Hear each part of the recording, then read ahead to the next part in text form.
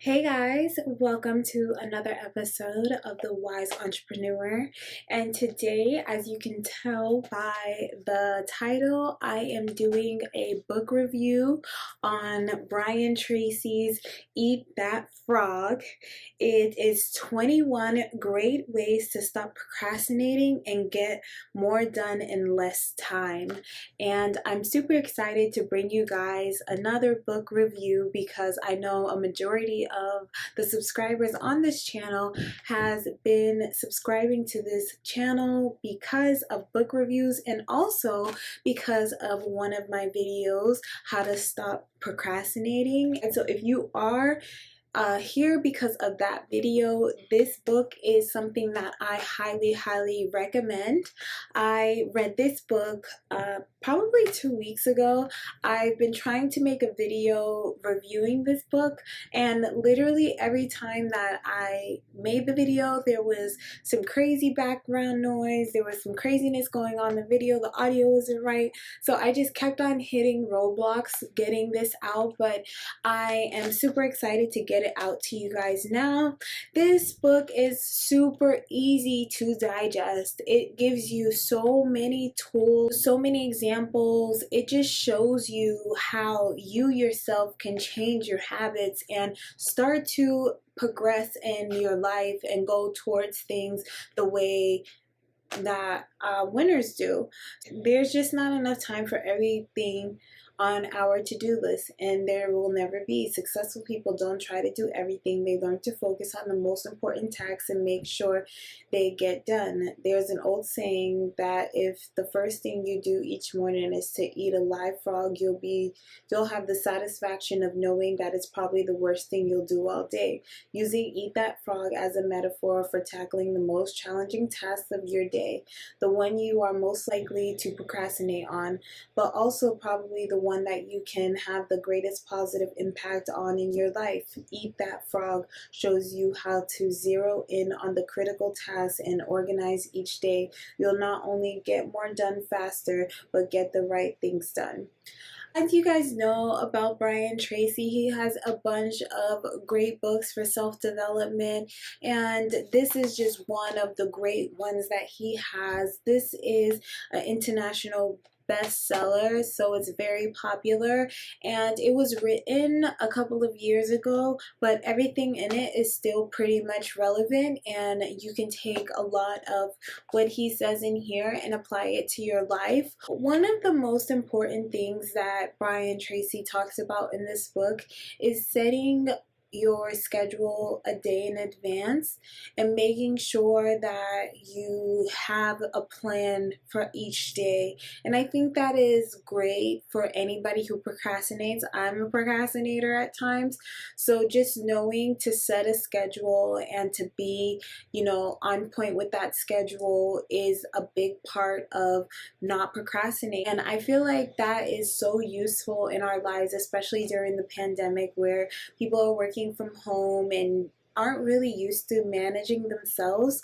I know we're entrepreneurs, so we all know how to manage ourselves, but some people may be new to this and are used to, being on somebody else's schedule and not really knowing what is best to prioritize. Or sometimes when you're, working at work and you have a bunch of things that you need to do, and learning that maybe you don't need to do all of them and you can delegate tasks and you can just focus on what you're best at, and the rest of your team can help you out with the rest. So it's really great to have this book so you can just get your mindset right, because I think everything is mindset. So once you in your mind really understand, okay, this is how I'm going to go about my day, this is what I'm going to prioritize, this is what I'm going to delegate, this is how long I'm going to do this for, you really realize that your mind and your time frees up.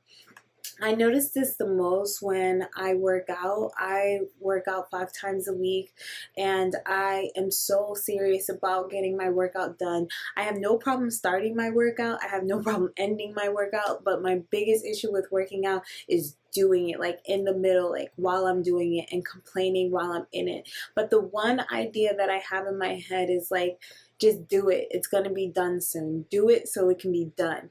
And that's the same mindset that if you are a procrastinator and you have a problem just like doing tasks, and you just feel like sulky and just your energy drained after you're doing something or while you're doing something, just kind of have your mindset on, do it so it's done. Do it so I can say it's done. And that's the pride, that's the happiness that you get once you really complete something that you know you've been procrastinating on. And like everything else, if you're procrastinating on it, it's probably something really important and something that you know, like at the end of the day, it's gonna get done anyway. So why just sit on it? I will go through what each chapter was talking about.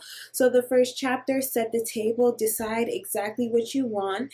Clarity is essential. Write out your goals and objectives before you begin. 2, plan every day in advance. Think on paper. Every minute you spend in planning can save you 5 or 10 minutes in execution. Very true. 3, apply the 80-20 rule to everything. 20% of your activities will account for 80% of your results. Always concentrate your efforts on the top 20%. 4, consider the consequences. Your most important tasks and priorities are those that have the most serious consequences, positive or negative, on your life or work. Focus on these above all else. 5, practice creative procrastinations. Since you can't do everything, you must learn to deliberately put off those tasks that are low value so that you have enough time to do the things that really count.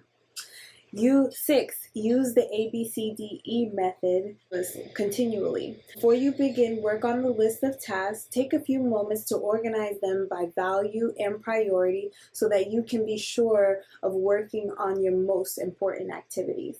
7, focus on your key result areas. Identify and determine those results that you absolutely, positively have to get to do your job well, and work on them all day long. 8, the law of 3. Identify the 3 things you do in your work that account for 90% of your contribution and focus on getting them done before anything else. You will then have more time for your family and personal life. 9, prepare thoroughly before you begin. Have everything you need at hand before you start. Assemble all the papers, information, tools, work materials, and the numbers you might require so that you can get started and keep on going. Very important. 10, take it one barrel at a time. You can accomplish the biggest and the most complicated job if you just complete it one step at a time. 11, upgrade your key skills. The more knowledgeable and skilled you become at your key tasks, the faster you start them and the sooner you'll get them done. 12, leverage your special talents. Determine exactly what it is that you are very good at doing and could be very good at, and throw your whole heart into it, doing those specific things very, very well. 13, identify your key constraints. Determine the bottleneck or choke points, internal and external, that set the speed at which you achieve your most important goals, and focus on alleviating them. 14, put the pressure on yourself. Imagine that you have to leave town for a month and work as if you had to get all of your major tasks completed before you left. 15, maximize your personal power. Identify your periods of your highest mental, physical energy each day and structure your most important and demanding tasks around these times. Get lots of rest so that you can perform at your best. 16, motivate yourself into action. Be your own cheerleader. Look for the good in every situation. Focus on the solution rather than the problem. Always be opportunistic and constructive. 17, get out of the technological time sink. Use technology to improve the quality of your communications, but do not allow yourself to be a slave to it. Learn to occasionally turn things off and leave them off. So that goes for all you guys who like to multitask on social media while you're getting your work done. No. I do it too. Not a good idea. Well, not on social media really, but like I'll have something playing on YouTube and trying to get work done, and maybe it's not the best method, but I'm checking it. 18, slice and dice the task. Break large, complex tasks down into bite-sized pieces and then do them just one small part of the task to get started. 19, create large chunks of time. Organize your days around large blocks of time where you can concentrate for extended periods on your most important tasks. 20, develop a sense of urgency. Make a habit of moving fast on your key tasks. Become known as a person who does things quickly and well. 21, single hand every task. Set clear priorities. Start immediately on your most important task and then work without stopping until the job is 100% complete. This is the real key to high performance and maximum personal productivity.